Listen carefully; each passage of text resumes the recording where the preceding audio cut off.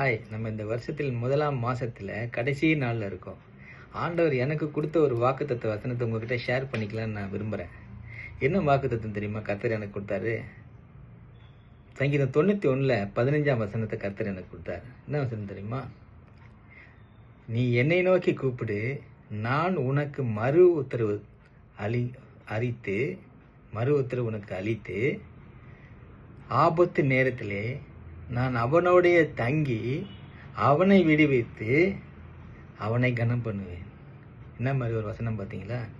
இந்த உலகத்தில் யாராவது சொல்ல முடியுமா? ஏதாவது பிரச்சனை என்னை நோக்கி கூப்பிடுங்க. கர்த்தர் சொல்றாரு, என்னை நோக்கி கூப்பிடு, நான் என்ன பண்ண போறேன்? உனக்கு மறு உத்தரவு அருளை செய்வேன்.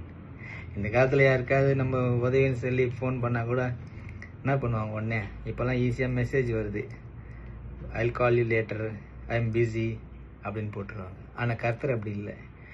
என்னை நோக்கி கூப்பிடு, நான் உனக்கு மறு உத்தரவு அளித்து, ஆபத்து நேரத்தில் அவனுடைய தங்கி அவனை விடுவிப்பார். கர்த்தர் என்ன பண்ண போறாரு? அப்படியே போட போறதில்ல, அவனை விடுவித்து அவனை கனம் பண்ணுவார்.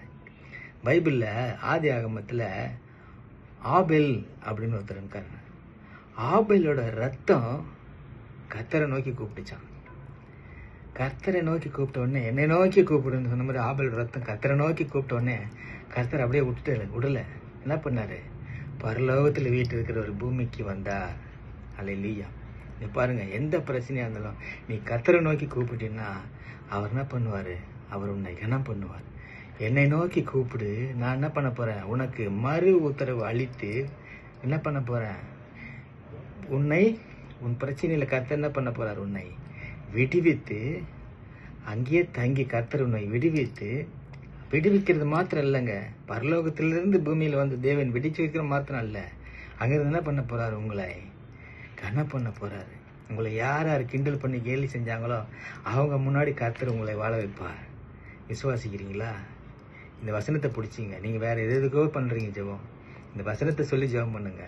ஆண்டவரே, என்னை நோக்கி கூப்பிடுன்னு சொன்னீரேன், என்னை நோக்கி கூப்பிடு, நான் உனக்கு மறு உத்தரவு தந்து ஆபத்து நேரத்தில் அங்கேயே தங்கி உன்னை விடுவித்து உன்னை கர்த்தர் என்ன பண்ண போறாரு? கனம் பண்ணுவார். நிச்சயமாக விடுவிக்கிறது மாத்திரம் இல்லை, உங்க கூட தங்குறது மாத்திரம் இல்லை, பரிசுத்த ஆவியானவர் உங்க வீட்டில் தங்குறது மட்டும் இல்லை, உனக்கு என்ன பண்ண போறார்? கர்த்தர் உன்னை கனம் பண்ண போறார். உன்னாடி யார் யார் முன்னாடி உங்களை அசிங்கப்படுத்தினாங்களோ அவங்க முன்னாடி கர்த்தர் உங்களை வாழ வைப்பார். இந்த வசனத்தை பிடிச்சிங்க. Praise the Lord. இந்த வசனம் உங்களுக்கு ஒரு ஊன்றுதலாக ஒரு ஆரோக்கியமான ஒரு பூஸ்டாக இருக்குன்னு நான் நம்புகிறேன். கர்த்தருக்கு ஸ்தோத்திரம். ஹல்லேலூயா. ஆசீர்வதிப்பாரா? கர்த்தர் உங்களை ஆசீர்வதிப்பார். பாய்.